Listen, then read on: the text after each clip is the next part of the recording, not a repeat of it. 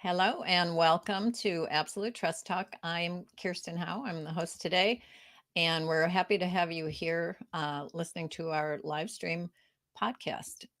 But before we get into our episode today, I'm going to go off on a little tangent about a real life example of estate planning in action. Our senior senator here in California, Dianne Feinstein, has been in the news a lot recently. Most of you are probably aware that there's been a lot of talk about Senator Feinstein's health, and in particular, her cognitive abilities, and some debate about whether she should step down. Related but separate from that, just in the last week or so, her daughter, Catherine, filed a petition on the senator's behalf seeking some sort of relief in probate court in connection with the senator's late husband's estate. And the fact that Catherine is acting on behalf of Senator Feinstein under a power of attorney has triggered a whole other round of discussion and speculation about the senator's capacity. And it's sort of that I wanted to discuss. So if you have listened to our podcast for a while, you know that incapacity planning is a big issue for us, and we take that very seriously. And you've also probably heard me talk about powers of attorney and how there are different types of powers of attorney. So there are springing powers of attorney, which only become effective when it is established that you have lost capacity. There are also immediate powers of attorney, which don't require any kind of finding of incapacity. And in fact, you have to have capacity in order to grant a power of attorney to somebody else. And it's not unusual for an older client to grant an immediate power of attorney to one of their children just to make things easier, not necessarily because they need help, but maybe they just would like some help. We also know that Senator Feinstein's husband died just last year, and it would not be unusual for her attorneys at that point to recommend that she update her power of attorney. That's what we often do with our widows and widowers, since he was probably the person named in her power of attorney. And for all we know, he had been handling her affairs for many years under that power of attorney because of her very busy schedule and the fact that she's away a lot. She's in DC a lot. And now I'm not taking a position on whether or not she has capacity, whether or not she should resign. And I haven't seen a copy of the power of attorney that Catherine is using. But I just am pointing out that the mere fact that her mother has granted her a power of attorney does not tell us anything about the senator's cognitive state. I'm going to just leave it at that. Okay, now on to our episode. So many of our clients are struggling with dementia, either as patients or caregivers. Being a dementia patient can be very isolating. Friends and family gradually become scarce, and many of the activities that make life fun and joyful are just become too difficult. And caregiving is a very difficult, never-ending, and lonely job. The worlds of the dementia patient and the caregiver can become very, very small and very joyless. But there's hope. Always there's hope. And I've said this before, I just love the episodes where I get to talk to and spotlight people who are doing really great things that benefit a lot of people. And today is a beautiful example of that. We're going to talk about a brilliantly simple model for a whole new way of helping people affected by dementia. My guest had the vision to create it in her community, and she's helped lots of other communities replicate it. And she's going to talk to us about how she did it and how you might be able to do something similar in your community. My guest today is Daphne Johnston. She is a founder and the executive director of Respite for All Foundation. She has a really long and impressive list of organizations and conferences that she's been invited to speak at, including the International Spirituality and Dementia Conference, the Council of Bishops Conference for the United Methodist Southeast Jurisdiction, the Florida Conference on Aging, National Alzheimer's and Dementia Resource Center, American Society on Aging. I could go on and on and on, and they're just a very impressive resume. And we are so lucky to have her here, and so lucky that she somehow found time to talk to us. So, Daphne, welcome. Thank you so much. I'm excited to be here. I'm in Montgomery, Alabama, and this is exciting to be talking to your audience. Oh, well, we're honored to have you. So let's start at the beginning. How did you get all of this started? Well, right out of grad school, I had a master's in gerontology and public administration. I did 10 years of long-term care, ran memory care units at an early age. And I knew I loved people with Alzheimer's and dementia because, to me, they are probably the most honest people that we'll ever come across. I had people in independent living and assisted living that all they could do was complain. That was their way of control. But people with dementia somehow are probably the most grateful people that we can encounter. And I felt that at an early age. So I was fortunate. And after 10 years in long-term care, my senior pastor had asked me at our local church if I would feel like starting a dementia ministry. And at that time, I had 2 small children and I needed to get out of administration. And so I did. I started a local ministry in Montgomery, here from 10 o'clock to 2 o'clock. People could not believe that we were going to run a respite. It's not a daycare, but a respite day program from 10 to 2 with anywhere from 10 to 20. We got up to 25 participants. And we would have 10 to 20, 25 volunteers a day. Whatever we needed, we had. It was such a new idea. There were 2 or 3 in the Southeast that I went to go see, and I knew it could work. And I just pulled together what I thought could work for our local program. And it took off. And I haven't been able to keep up with it ever since. We've been doing this 10 years and just recently founded a 501c3, the Respite for All Foundation.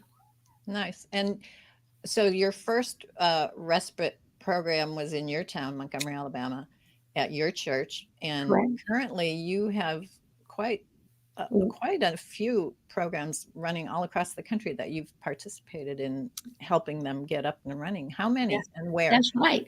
Well, we let me just tell you how we got to the 501c3. So we did our local ministry here at our local church, and we had a Jewish family involved. We invite everyone, just any denomination, believers, no believers, gay, straight, black, white, everybody. Dementia is the all-time leveler of everything, right? And so our program was really based on our relationships and our fellowship. But the Jewish family had a daughter in Birmingham, Alabama, that said, why is this not in Birmingham? And so that was our idea, not to grow in brick and mortar, but we wanted to spread the volunteer model in every town, in every city. So we shared our budget, our brochures, all our paperwork, our model with Birmingham, and that's how we began to grow.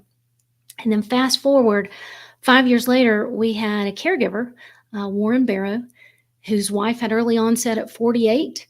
She was with our program for 3 years. And I can't wait to tell you the difference between our day program and, say, any other model out there. But she was with me 3 years. And when she passed away in the parking lot of the funeral home, he just gave me the biggest hug. And he said, Daph, we have to take respite to every community. I want it all across the country. I'm going to give you $50,000. I'm going to make you start a foundation. And that was the day that we started from the funeral home parking lot. And fast forward, that was 5 years ago. We now have 27 programs across the country, 7 different states, and 6 denominations. And we're opening our first Respite for All community in Chapel Hill in 2 weeks. And that'll be at a senior center there in the Research Triangle. So the volunteer power is incredible. People just don't understand how easy it can be. Well, and you just told me before we went on, before we went live that you just got the go ahead for a new one. If you want to And talk about that one. that's right. We just got an email from Wisconsin. One of the churches have voted it in. You know, churches are based on church politics as everything else is, and it just takes a little It while takes for time. committees to see the vision. But in our training and in our model, things are so easy because this is a social model of care. There are millions of people living with dementia that just need engagement. They don't need a medical model. They don't need nurses. They don't need more drugs. They need people, right? Yeah, and that's an important point that you just made, the difference between a social model and a medical model. Um, One of the things that I really liked about what you described happening in your program is they people aren't really so blatantly delineated as caregiver and For, patient. right, They're volunteers and participants, and they're all kind of, there's no difference really. They're right. just there to be together. So I'm glad you brought that up because one of our signature stories, right? I think we have grown so much because I'm just the girl down the street and I know how to tell a story. But these people have got such insight and such wisdom. And this doesn't grow because we know what to do with amyloid plaques. This grows Right. because we know how to treat our neighbors, right? And so this lady had come in and she was in overalls and a big straw hat, and she had not signed up for that day. I didn't know who she was. I didn't know what we were going to do, but she came in anyway and she spent the day with us. She was a live wire, so much fun. And at the end of the day, we're all standing around, the volunteers, and we're all standing around, and she just says, wow. She just slammed her hand on the table and she said, damn, this is just better than AA. And we were like, what are you talking about, lady? What are you talking about? And she said, look at this. She said, nobody cares what our last name is. And you're all just meeting us where we are. And it was just profound, you know. All of our name tags are just first names. There's no last names. There's no green smocks for volunteers. There's no different color shirt. Our motto is that we're all living with something. We have Right. survived cancer, wayward children, financial woes, diabetes. Why do we single out people with dementia? Right. Yeah. I really love that about the program, that everybody's treated the same and respectfully, and doesn't matter what role you are there to fill. Right. Um, tell Describe a typical program. Like what is a day like? And I So, know they're all different. yeah, they're all different, but we've kind of got the same structure. And so the typical day looks like you're in a host church. That church is, invited others in from the community to be part, but you've got a big volunteer team, you've got the host church. And so at 10 o'clock, we began on Tuesdays and Thursdays from 10 to 2. And so we've just got small talk, coffee, puzzles, just kind of piddling around the first, say, 20 minutes. And then we get into big whiteboard exercises like trivia, but really group conversation exercises, because we've truly seen a difference in people's communication skills when they can mirror other conversations. They really come back to life because they're in the flow of a Mhm. conversation. It's very hard to do that when you're at home in a When you're just recliner, home with your one caregiver. Yeah. right, who's really busy doing 50 Who's jobs. who's totally So maxed we out. do a lot of group discussion, and then we get into exercise. It could be movement, yoga, weights. And then we get into our programming from 11 to 12. It's either art, music, service projects. So what we've landed on the last 5 years that's really set us apart, our volunteers really create opportunities for our friends with dementia to still serve their community, because you've got all these people like football coaches, retired CEOs, doctors, firemen, house mothers. You've just got all these wonderful people that have built their I community. have a connection to other organizations, and And yeah. just because we've got some sort of memory challenge that doesn't mean that we don't want to stop serving other people. Right. So how do we create an opportunity? And just for instance, we packed 250 bags of dog food and cat food to give to our local Meals on Wheels. They had seen their people were giving their food to their animals around the holidays, not having enough to do that. So we did a big drive. We pack cancer bags, snack bags for the cancer center. We have packed 200 diaper bags for young mothers.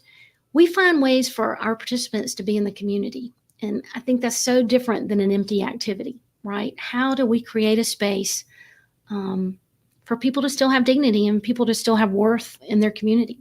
So then we eat a hot lunch. We believed in a crowded table. We just take for granted the gift of relationships around a table. Mm-hmm. Because so oftentimes you've got a tray in front of you and a caregiver that is exhausted. It's got to go do the laundry. Right. Yeah. So the crowded table is something we celebrate. That's then we get into activities after lunch, and then we go home at 2. And the Respite for All Foundation, we take this model and we train our new churches, our new congregations, faith communities. We train them on this structure, and then we give them tons of ideas so that local director does not have to reinvent the wheel. Everything is provided for them. Right. Okay. One of the things that you said to me that I love is that everyone involved, the caregivers, the participants, the volunteers, everyone benefits. Talk to me about how the volunteers benefit from participating in your program. And I know you have stories. Right. I do. I've got a lot of stories. One story that comes to mind to illustrate this would be the story of BB and Eileen. And Eileen had Lewy body dementia for 9 years, could barely verbally communicate. She was really struggling, right? I mean, she was having a hard time. And our friend BB had just lost her husband. He was a physician that had just passed away. She was deep in grief. And she said, Daff, I need to come volunteer. I need to do something for somebody else. I've got to move forward. And so she came, and she and Eileen just became the best of friends. And it was their presence with one another that just really gave them a great relationship. And so one evening around Thanksgiving, I got a call, and BB, the volunteer, was crying, sobbing, and I thought something had happened to Eileen. And she said, Daphne, is it legal? Is it legal for a volunteer to eat Thanksgiving dinner with a participant? Eileen's family is flying in from New York and California, and they've invited me to Thanksgiving dinner. And you see, in that very moment, I recognized Eileen had truly become the volunteer. She had transformed the life of BB, right, simply by her presence and her vulnerability, her courage to be there. And so it really helps us reimagine what is the role of a volunteer, right? But our trained volunteers have had their lives changed as well, because it's a place to plug into your community where if you don't leave exhausted by the end of the day, I mean, they are so engaged. I love that they say they don't sacrifice their time anymore. They sit their time away to the side so they can go to respite because it's such a joy. It's not a sacrifice anymore. It's their joy. Mm-hmm. And I think our model provides that. That is really great. Well, I think, it is a respite program, so it's probably easy for most people to imagine how the caregivers benefit. But I think that there are maybe surprising benefits to the participants as well. Oh, yeah, right. In the very beginning, the whole mindset was we were going to create this ministry so we could have people to come, and caregivers would have a break, and they would get that 4-hour break so they could, go do what they needed to do. And the other signature story we have is of Jack and Mary. And that first month, Mary brought her husband that had Alzheimer's and Parkinson's. He was the head of the chemical incinerator in Anniston, Alabama, through the Army. Brilliant man. He could barely communicate, but, he was okay being there, but she wouldn't leave him. And she Mm. didn't understand the volunteer model because it was so new. And so she wouldn't leave. And so after about 2 or 3 weeks, I had a volunteer, unbeknownst to me, go out, shake her in the hallway, give her a hug, and say, Mary, we've got this. You've got to go. We've got this. And so Mary comes back in the room. We're all playing a game or doing something. And she just broke down and she said, Jack, I'm coming back. I'm coming back, my love, at 2:00. I love you so much. I'm not deserting you. I love you. And it was just a great example of the guilt and responsibility that caregivers carry, right? Yeah. She just had this breakdown and we were all watching in slow motion. It was like, oh my God, do I love my spouse that much? I don't know. This lady is just crazy. And that big old man, he was like 6'2". He turned around. Everybody was quiet in the room and he turns around and he looks at her and he says, goodbye. And we all just died laughing because in that very moment, we recognized that he needed the respite from her. He needed a break from her intensity. Yeah. So many of our initiatives are to give caregivers a break, which is well-deserved and needed. I'm not knocking it. Absolutely, yeah. But this program gives an opportunity for Jack, somebody living with Alzheimer's or dementia, to have a break from a strung-out caregiver. Yeah. Because, if you're living with somebody that's now doing 2 sets of doctor's appointments, 2 cars, the house, everything that they've never done, the dog goes wild, you get a leak, everything goes wrong. I just don't know how much joy they can provide. I mean, it's really hard, right? And so we recognize that we are the space of opportunity for both of them. But it was a twofold story. I got to tell the back end. Okay. Mary came back, and we were all so excited because Jack thrived, right? Jack stayed with us a whole nother year. But when Mary came back, I said, what did you do? What did you do? Did you go shopping? Did you go eat lunch with the girls? What'd you do? And she just gave me the biggest hug, and she said, oh, dear one, I went home, and I took off my clothes, and I sat with my bathrobe and a cup of coffee for the first time in my house by myself for 3 years. For 3 years, because you caregivers listening right now know when you need a break, you pay someone to come in your house, and typically they sit. But you have to leave to get a break. You have to leave. What right. a gift for this lady to help me recognize, to be able to sit for, 2 hours by herself. I mean, it's just, you can easily take that for granted. Yeah. To just have nothing but your own thoughts and That's right. a nice cup of coffee. That sounds there. That's all I needed. That sounds pretty great. Yep. Daphne, so this is run by volunteers. It's dependent upon volunteers. What is the volunteer onboarding and training process like? Great question. Okay. So I think that there are many, many programs across the country. But what I have seen is sometimes they just make things so stinking hard. They just make it hard. And it doesn't have to be hard. Right. On a social model, it's like we just need to do some awareness training, right? So we've got dementia communication. We've got some role play things that happen. We've got some dementia education, but we also go through our language. How are we going to build them up? How are we going to include them as an equal? Just common sense things that are condensed into a 3-hour training.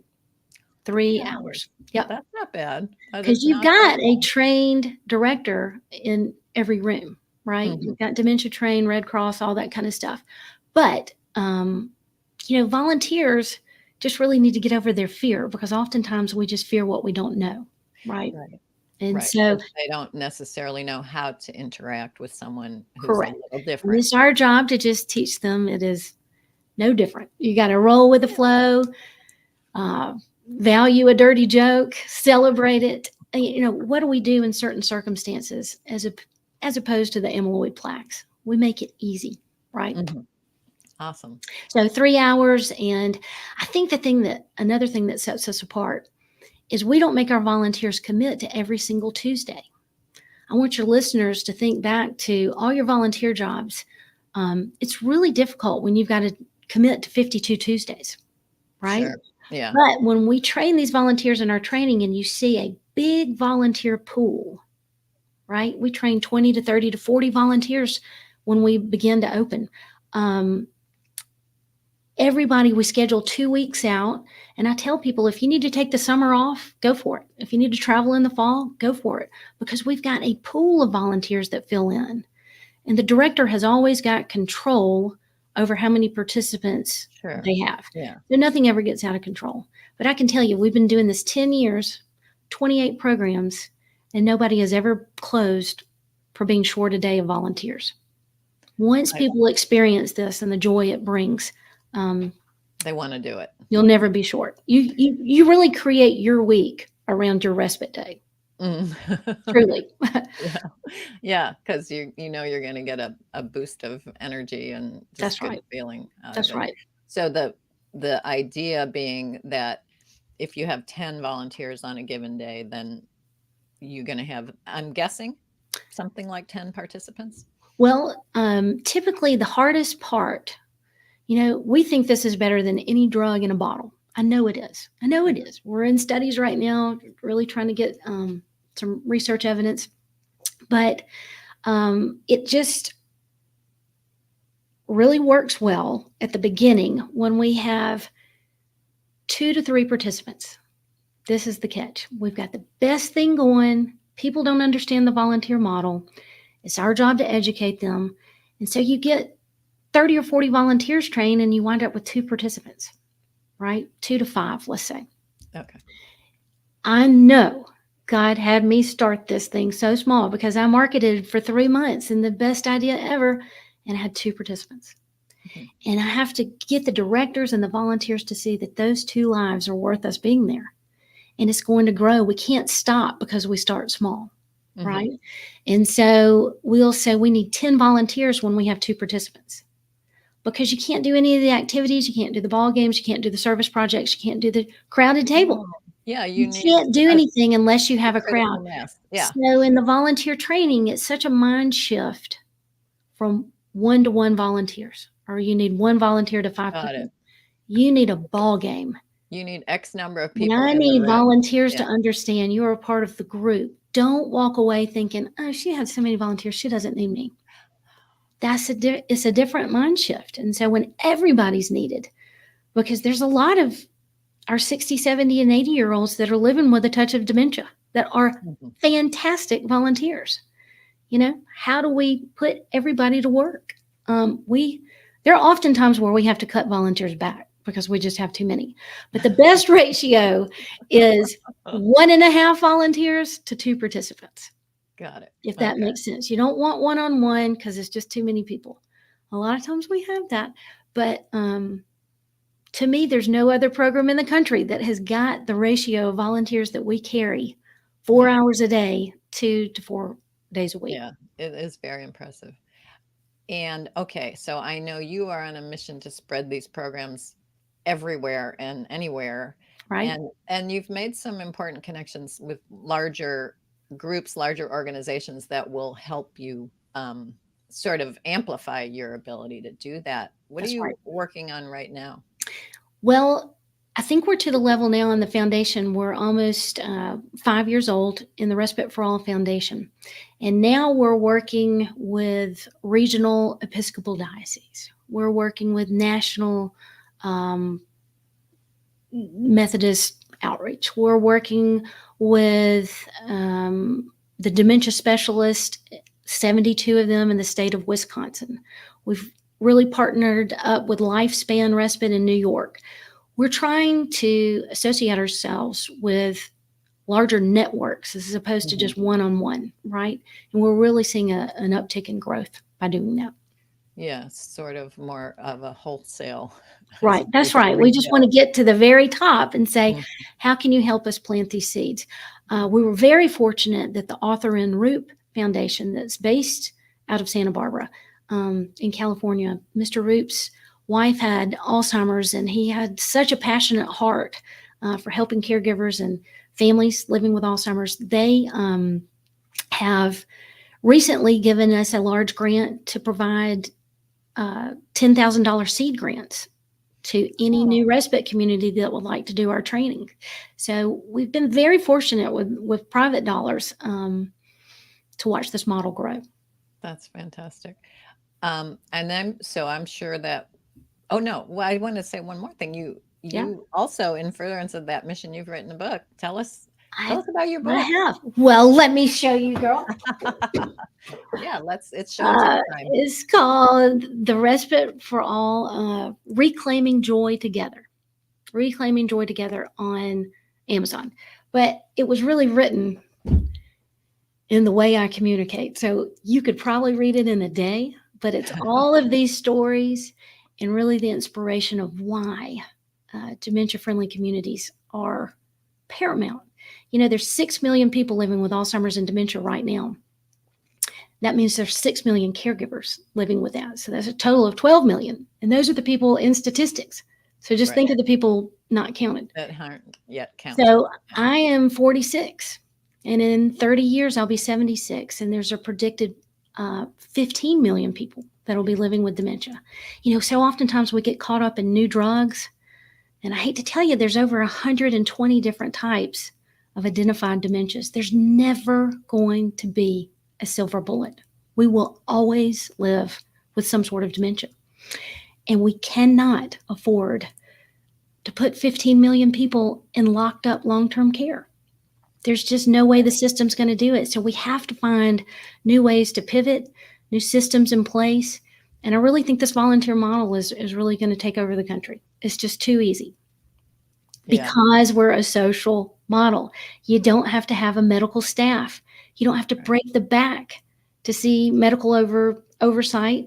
And you've got a free place to do it in a church. Teach the churches how to be community assets, because oftentimes they've got a paid building that's not being used.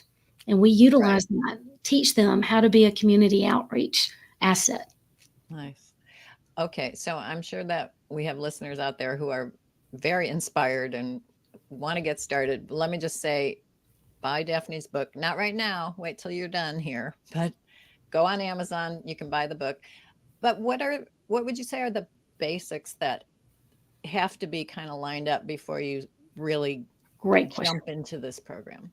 The basics. Anybody listening right now, if you think, golly, I might could do that in our community, you want to identify a host church. You really want a mid-sized to larger size church, because the beauty of it is you've got hundreds of mission-minded people that really want to help their neighbor, if only given a vision of how, right? It's really hard to do volunteer work one-on-one with Alzheimer's and dementia because of the communication barrier. But when we have hundreds of mission-oriented people that want to help, you'll be amazed at how many volunteers. Therefore, you don't have to spend money on marketing, and you don't have to go pull teeth to get somebody to volunteer, because you're doing it as a group. So you want to get a host church for a multitude of reasons. You want to identify how you could get a food source. You know, we want a hot lunch for every lunch. And then you really want to get a vision team together, just 2 or 3 people, and think, how could we possibly implement this? Working with that local church, who could be a part-time leader, because we're going to train that person. We're going to give that person every idea that we have, and we're going to let you make it your own local thing. We share our best practices. We are not legally tied to anyone. We just see a great model, and we want to give it to you guys to adjust to your own community. But I highly recommend you go to our website, respiteforall.org, and it's packed with videos, training videos, stories, bullet points on things you can identify on how to grow a respite community. Nice. Okay. I'm going to turn to our audience questions and see what we've got there. Okay. I think you've answered this, but I'll ask it. Do you only work with Christian churches? Oh, good question. No, we've started a program with the Jewish services, the Family Jewish Services in Birmingham. Like I said, we're headed to Chapel Hill. We're going to start in a senior center. We're going to try this volunteer model in a senior center because they've got a rich volunteer base already. Right. You need free space to operate. and a rich volunteer base.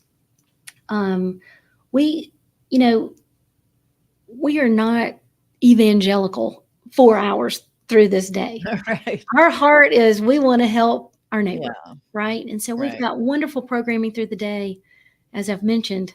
But then we also landed on a system of doing 2 optional chapel services a month because we recognize that we want to have a worship service. We want families to be able to bring their loved one in jeans and a sweatshirt, for caregivers to come back early at 1:30 and be able to hear an 8-minute sermon. And if you knew how hard that was to get in the South, I just can't tell you. You can't get a preacher to talk for 8 For minutes. 8 minutes. But that's the magic number we aim for. So we do a lot of singing and there's a lot of joy, but it's optional, right? I mean, if somebody doesn't want to participate in that, they can go home early. So it's okay. Yeah. It's not about evangelizing at all. It No. just happens to be in a church Well, because that's the location. we feel mission minded and we feel that we want to share with our neighbor. That's right. Yeah. Okay. Here's a good question. Do you charge money to the participants to come to your respite program? So glad you asked that. Yes, we do. This model works because churches know it's sustainable. We have money, we have tuition money. I want you to think of like the daycare model, the mom's morning out model for kiddos, right? You only get quality leaders and directors and supplies and food because you have to fund it. And so we don't want to ask a host church to do this all for free, right? In Alabama right now, our home care average is $20 to $25 an hour for a sitter. I cannot fathom what it would be in California, New York, or in another market, right? But we charge, here we charge $40 a day. That's $10 an hour. For 4 hours. Right. Probably about to go up. Our Birmingham programs have gone up a little bit just to cover food costs, but that's 4 hours of care, best medicine you can get, and a hot lunch. So we turn nobody away, though.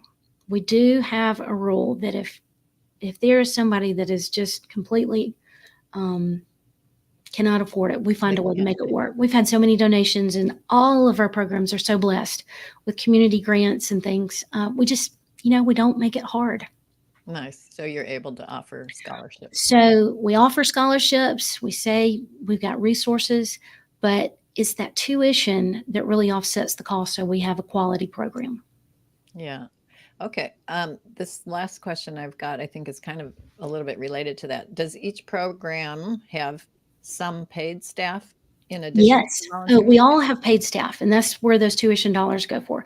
We all have a part-time. You typically start off with a part-time. Some of the bigger communities have started with a full-time. But typically, you start off with a part-time director.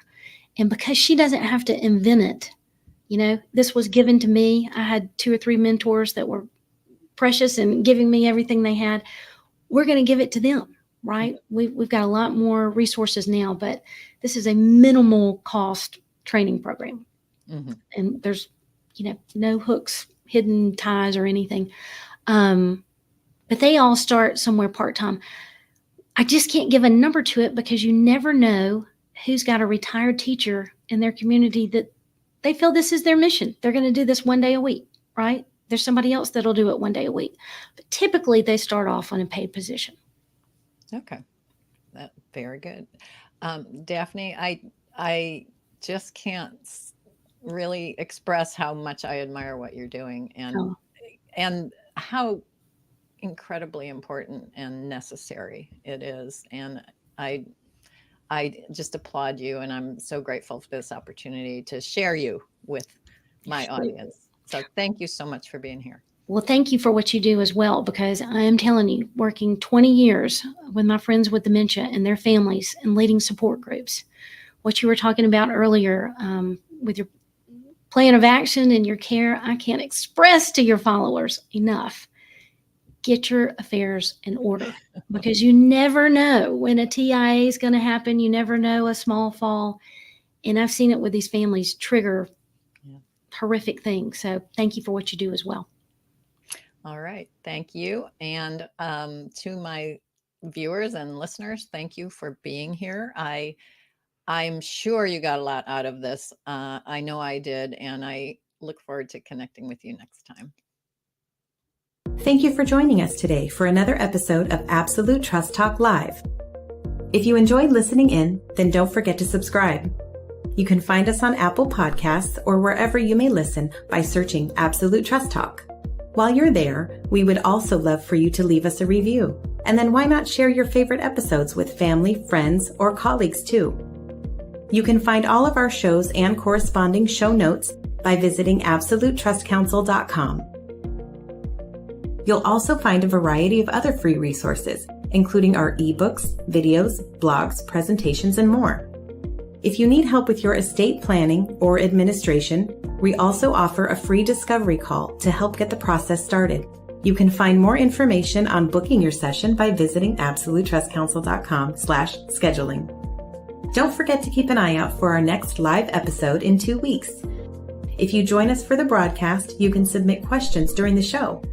But if not, don't worry. You can always get in touch with us by sending a quick message to info@absolutetrustcounsel.com. Thanks again for listening. We'll see you soon.